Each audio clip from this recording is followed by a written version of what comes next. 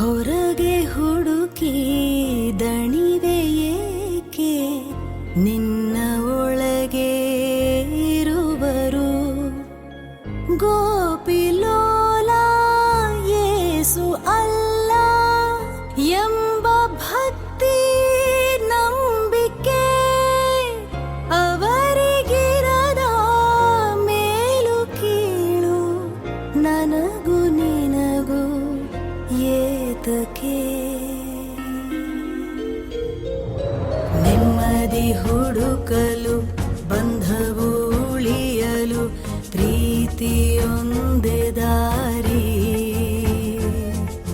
ಜನ್ನತ್ತು ಸ್ವರ್ಗದಲ್ಲೂ ಭೇದನೇ ಇಲ್ಲ,